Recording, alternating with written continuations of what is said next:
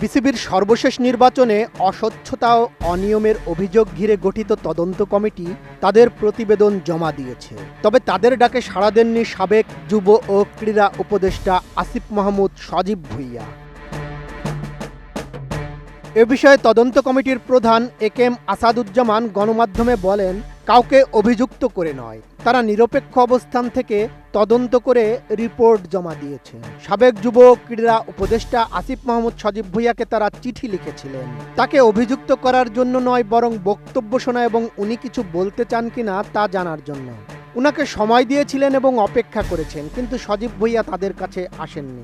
আমি বুঝি নির্মাণের শিল্প, সালাম স্টিল বোঝে ডিউরেবিলিটি। সালাম স্টিল, মোস্ট ডিউরেবল স্টিল। তবে আসিফ মাহমুদ কেন অনুপস্থিত ছিলেন, ফেসবুক পোস্টে দিয়েছেন সেই ব্যাখ্যা। বেশ কিছু কারণে তদন্ত কমিটির সাক্ষাৎকারে সাড়া দেননি আসিফ। তিনি লিখেছেন, আমি কেন বিসিবি সংক্রান্ত তদন্ত কমিটির সাক্ষাৎকারে সাড়া দেয়নি। প্রথমত, একটি স্বায়ত্তশাসিত প্রতিষ্ঠান বিসিবির ওপর এখতিয়ার বহির্ভূতভাবে তদন্ত করছে মন্ত্রণালয়। দ্বিতীয়ত, তদন্ত কমিটির প্রজ্ঞাপনেই সিদ্ধান্ত দিয়ে দেওয়া হয়েছে। তৃতীয়ত, উচ্চ আদালতে বিচারাধীন একটি বিষয়ে তদন্ত করে তদন্ত কমিটি এবং সংশ্লিষ্ট সকলে আদালত অবমাননা করছেন। চতুর্থত, ক্রীড়া প্রতিমন্ত্রী বোর্ড ডিরেক্টরদের পরের বোর্ডে ডিরেক্টর পদের লোভে রাজি না হলে ভয় দেখিয়ে পদত্যাগ করাচ্ছেন। সাবেক ক্রীড়া উপদেষ্টা আরও বলেন, যখন আমাকে তদন্ত কমিটি থেকে সাক্ষাৎকারের বিষয়ে জানানো হলো, উচ্চ আদালতে বিচারাধীন বিষয় এবং স্বায়ত্তশাসিত প্রতিষ্ঠানের বিষয়ে তারা তদন্ত করতে পারেন কিনা জানতে চেয়ে কোনো সদুত্তর পায়নি। কিভাবে সরকার চালাতে হয়, কিভাবে প্রজ্ঞাপন দিতে হয়, কোনটা স্বায়ত্তশাসিত প্রতিষ্ঠান, কোনটা বিচারাধীন বিষয়, কোনটা আদালত অবমাননা, এটা হয়তো আপনারা বোঝেন না অথবা তোয়াক্কা করেন না। আমি তো আর জেনে বুঝে এসব নিয়ম বহির্ভূত আর আদালত অবমাননার মতো কাজে সামিল হব না।